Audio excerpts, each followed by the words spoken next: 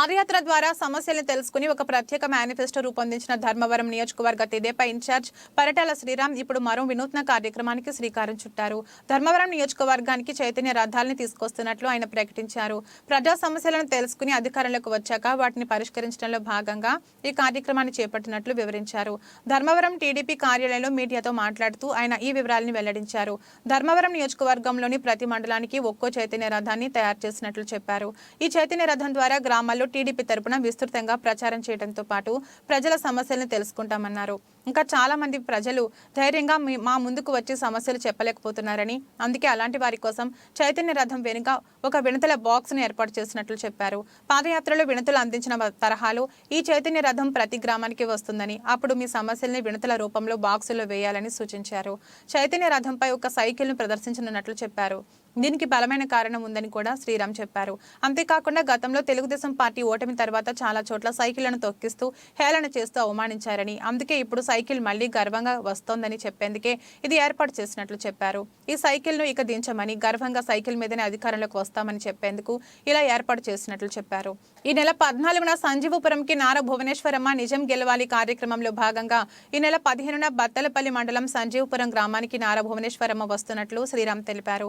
TDP అధినేత చంద్రబాబు అక్రమ arrest తర్వాత చాలా మంది రాష్ట్రంలో ప్రాణాలు కోల్పోయారని, వారిని ఓదార్చి ఆదుకునే క్రమంలో భువనేశ్వరమ్మ ఈ యాత్ర చేపట్టారన్నారు.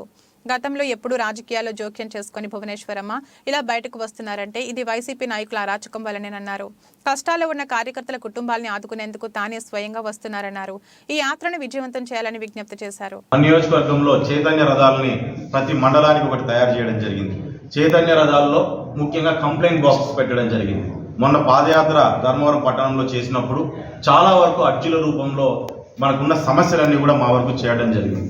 ఆ సమస్యలన్నీ చూసిన తర్వాత నిజంగా ఇన్ని సమస్యలు ఉన్నాయి, ఇవన్నీ మన వరకు రావాలి, రేపు పొద్దున గవర్నమెంట్ వచ్చినా ఈ సమస్యలు తీర్చాలి అంటే దీనికి ఒక కొత్త ప్రోగ్రామ్ని మనం పెట్టుకొని ప్రజల వరకు వెళ్ళాలి అని చెప్పి ఆలోచన చేయడం జరిగింది.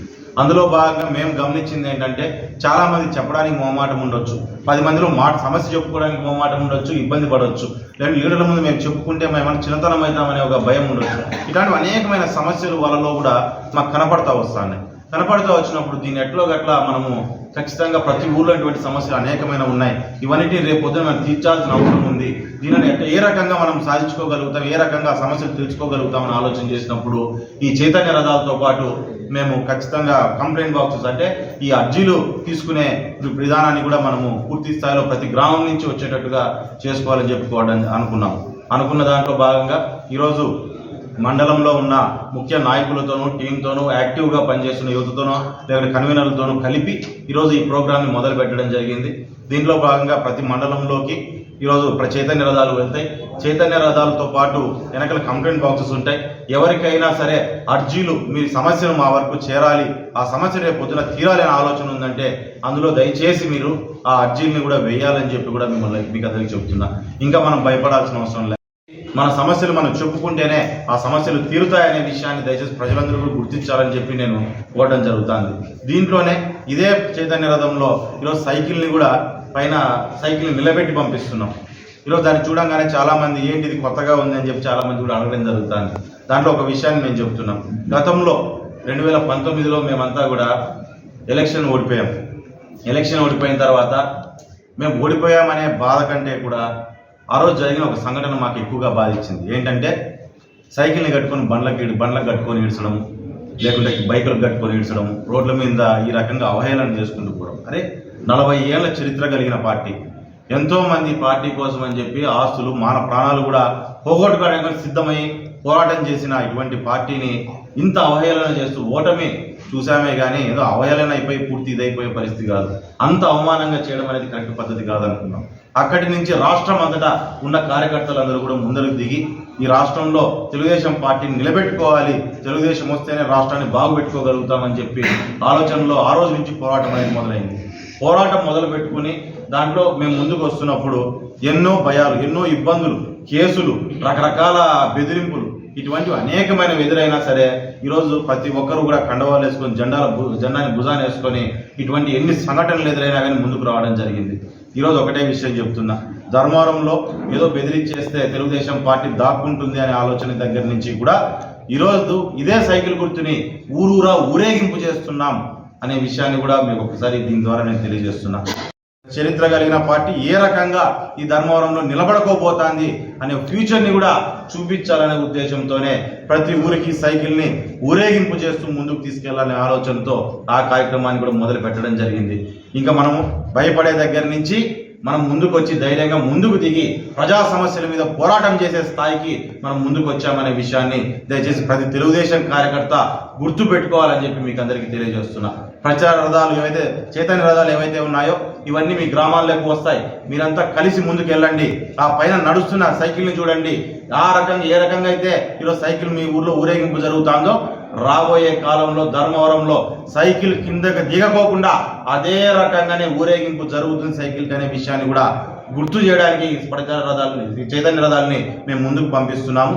దాంతోపాటు మీరు గ్రామాల్లో ఎక్కడైతే సమస్యలు ఉన్నాయో ఎవరైతే అర్జీలు రాయలేని వాళ్ళు ఎవరైనా ఉంటే వారందరికీ కూడా మీరు తోడ్పడి ఆ అర్జీలు రాపిచ్చి వారి సమస్య ఎవరైతే తెలియని వాళ్ళు ఉంటారో పక్కన 10 మందికి చెప్పి ఆ సమస్యలు అర్జీల రూపంలో వచ్చిన ఈ చైతన్య రథాల్లో ఆ అర్జీలను కూడా వేయించాలని మిమ్మల్ని అందరినీ కూడా పేరున ఓడడం జరుగుతుంది. కాబట్టి తెలుగుదేశం కార్యకర్తలు కానీ లేకుంటే యువత యాక్టివ్గా ఈరోజు రాష్ట్ర రాజకీయాల్లో ఇన్వాల్వ్ అయ్యి ఇక్కడ ఒక రాజకీయ మార్పు ఉండాలని కోరుకునే ప్రతి యువత ప్రతి పౌరుడు కూడా ఇందులో పాల్గొనాలని వాళ్ళందరినీ పేరున కోరడం జరుగుతుంది. మరి దాంతోపాటు నారా భువనేశ్వరి గారు ఈరోజు నిజం గెలవాలి అనే ప్రోగ్రాంలో భాగంగా ధర్మవరానికి రావడం జరుగుతుంది. సంజీవపురానికి బతలపల్లి మండలం సంజీవపురానికి అక్కడికి వచ్చి అక్కడ చంద్రబాబు నాయుడు గారిని జరిగిన అక్రమ అరెస్టులో భాగంగా ఆ రోజు జరిగినప్పుడు మొత్తం రాష్ట్రం అంతా ఒక ఉద్రేగానికి దీనికి గురైందనమాట. అక్కడ చాలా మంది ఆ రోజు బాధపడి ఆ రోజు చంద్రబాబు నాయుడు గారిని అరెస్ట్ చేశారంటే చాలా మంది బాధపడి చాలా మంది కూడా ప్రాణాలు కోల్పోయిన పరిస్థితి ఉంది. అటువంటి వారందరినీ ఓదారుస్తూ మేము మీతో ఉన్నాము అనే ఒక ధైర్యాన్ని ఇవ్వడానికి ఈరోజు భువనేశ్వర్ గారు మన జిల్లాకి రాబోతున్నారు. జిల్లాలో భాగంగా 14వ తారీఖున ఇక్కడికి మన ధర్మవరానికి కూడా రాబోతున్నారు. ఖచ్చితంగా ఆమెకు కూడా మీరు అందరూ కూడా సాధారణంగా ఆహ్వానం పలకాలి. ఎందుకంటే ఎప్పుడు బయటికి రాని మహిళ, రాజకీయాలు ఇంట్లో భర్త రాజకీయాలు చేసినా కొడుకు రాజకీయాలు చేసినా ఏ రోజు బయటకు వచ్చి 10 మందితో మాట్లాడో లేదంటే రాజకీయాల్లో భాగంగానో ఎక్కడో కాంట్రవర్షియల్ స్టేట్మెంట్సో లేకుంటే ఎటువంటి అవినీతిలోనో భాగం కాని వ్యక్తి. అటువంటి వ్యక్తి ఈరోజు ముందుకు వస్తున్నారు, మన కోసం ముందుకు వస్తున్నారు, నిజం గెలవాలని ముందుకు వస్తున్నారు. కాబట్టి మనమందరూ కూడా ఆమెకు సపోర్టుగా నిలబడి ఆ కుటుంబాలు ఎవరైతే ప్రాణాలు కోల్పోయిన కుటుంబాలకి మొత్తం ధర్మవరం కూడా సపోర్టుగా నిలబడాలి. మీ అందరి మంచి దీవెనలు వాళ్ళకు ఉండాలని చెప్పని నేను కోరడం జరుగుతుంది.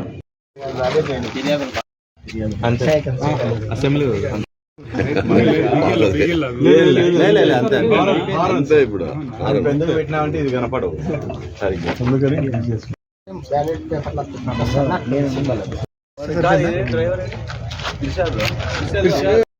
పక్కన